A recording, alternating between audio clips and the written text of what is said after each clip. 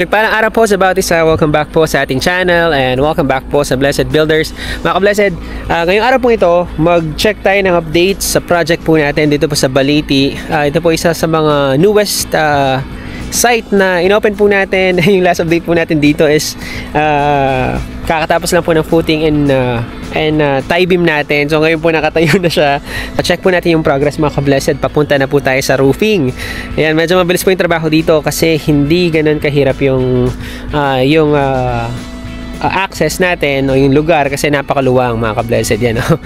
Since bakante po siya. Kung napanood nyo po yung last vlog po natin dito, ano po ito? Farm lot. Yan, farm lot po na sinabdivide. Tapos, yan, marami na pong natayong bahay sa paligid. Yan, sa likuran ko, meron na rin pong bahay dito. Tapos, yung viewing po natin is yung Arayat. Yan, i-switch ko lang po yung view ng camera para makita po natin yung progress po dito. Yan po yung view natin. If nandito po tayo sa harapan ng house, ng bahay. Ito yung bahay pala ka-Blessed. Yan, nakatayo na siya. Ongoing na yung roofing natin. Nakatraces na. So, check natin yung layout mamaya pagpasok. Sigurado ngayon, makikita na po natin yung flow ng layout since may mga partitions na tayo. Ito po pala yung view ng Arayat. So, morning sun yung bahay dito ka-Blessed. So, ngayon, nandito tayo sa side portion ng bahay. Yan, sa pakaba po yung bahay. Tapos naka-elevate tayo. Yan, saktong-sakto naka-lunch break yung mga boys para ma-check natin yung loob. So, ka-Blessed, ito yung facade ng bahay. Yan, so ito yung harapan ng bahay. So, paglabas ng bahay, ito yung makita natin. So, yung view natin is yung Arayat. Tapos, yung lot po ng client natin, meron pa tayong extra space dito. Binabati po pala ng yung client natin. Yung po client natin dito, hindi siya overseas. So, local lang po siya. Si Miss L. Yan, si Ma'am L. Yan, hindi po muna natin disclose yung name po niya. So, after po matapos na po ng project po natin, baka po, yan, makita po natin siya sa vlog. Yan, so, ito po yung view niya, Arayat. So, itong lot na to sa harapan, yan, sa client din po natin yan. So, harapan po yung lot po niya. So, alam ko may plan din pong magpatayo ng mga mini villas dito sa area na to. So, hopefully if God's permit, God's willing, magkakaroon po ng mga mini villas po dito sa harapan.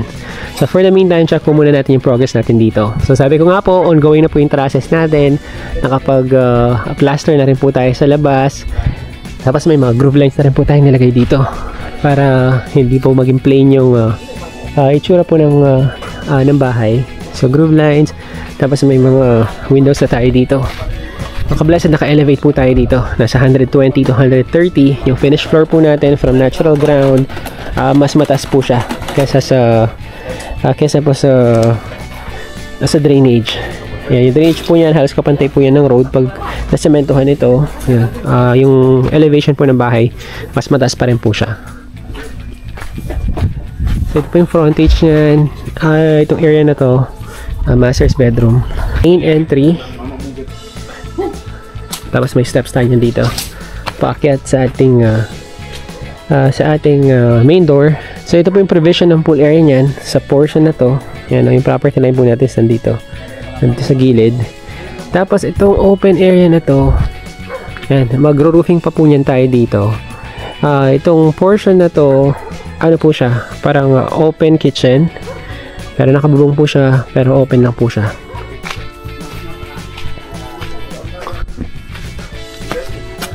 Yan, so pagpasok po sa ating entrance door, so open layout po yung layout po natin dito. So, open concept lang po siya. Sa pagpasok, ito po yung sala, yung dining, nandito na. Tapos, yung pong kitchen po natin, nandito. So, yung kitchen natin, ka-Blessed, yung pong sink natin dito is diretso lang siya. Tapos, meron po tayong center island dito, sa portion na to. Center island, tapos ito po yung formal kitchen, tapos meron po siyang sliding dito, sliding door. And yung sliding door na to, this will lead us sa ating yan, open area. So, may another kitchen po dito. So, para extension po siya ng ating formal kitchen. Yung dito naman po informal kitchen. Ayan, tapos open area po yung dito. Ayan, tapos pag nandito po tayo, ayan, full view po yung Mount Arayat. Tapos full view din po yung pool natin yan dito. So, dito po yung pool area sa portion po na to. Sa ating, sa loob po ng bahay, yung pong mga rooms natin, nilocate po natin siya dito sa side na to. Kung papansin po natin, wala po tayong nakikitang door. Ayan, medyo nakatago po siya for privacy purposes. Pero yung mga doors po niya, nandito po siya. So, start po natin yung ating master's bedroom. Ayan, meron po tayong hallway dito. And then, ito po yung ating ayan, master's bedroom. Master's bedroom. Meron po tayong malaking window po dito para nakita pa rin po natin yung arayat. So, yun na po yung paanan ng arayat. Yan, malapit na po kasi ito sa arayat. Yan yung paanan. Paakyat. So, dito po natin lalakit yung master's bedroom para every morning po, yan, morning sun po siya. Yan, pagising po, ayan, ito yung makita po natin. So, meron tayong big window dito. Tapos, meron tayong another windows po dito, awning window nilagay natin. And then, pagpasok dito, meron po tayong access sa ating wardrobe. So, wardrobe area. Tapos, yung pong bathroom po natin dito. Master's bathroom. Yan, dito po siya.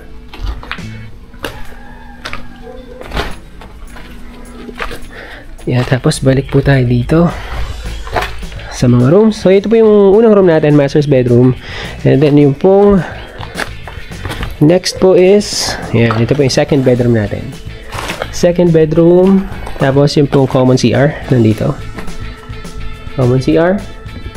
And then, yung pong last bedroom po natin. So, 3 bedrooms po yung dito, 3 bedroom, tapos meron po tayo 2 yan, bathroom. Isang common, tapos yung isa po sa ating yan, master's bedroom. So, ito po yung sinasabi ko ka-blessed. Oh. Sala po kasi niya nito, itong portion na to. So, dito yung TV wall, tapos yan, letter L na sofa, pwede po siya. And then, ito po yung view po natin. Yan o. Mount Arayat. At the same time, yung view po ng swimming pool. Yan, dito po siya yan. Tapos, balik tayo ka-blessed sa ating open area. Yung open area po natin dito sa may gilid. Dito po yung pool. Tapos, dito po sa likaran, napakaluwang pa po ng space. Yan o. Property line po natin is nandito pa. Hanggang dyan pa o. May setback pa po tayo ng 2 meters dito. Tapos vacant pa po yun dito. Ayan, open area pa rin po siya. Ayan, mga ka-blessed, may mga kapitbahay na po dito. Ayan, may ongoing construction doon. Ayan, tapos yun dito pala yan pa. Ano? Yung po kasing client natin, ka-blessed, from ano po siya. Yung bahay po nila ngayon, nasa city po siya, Angeles area. Kaya po mas pinili po nila dito. Napakaganda ng view.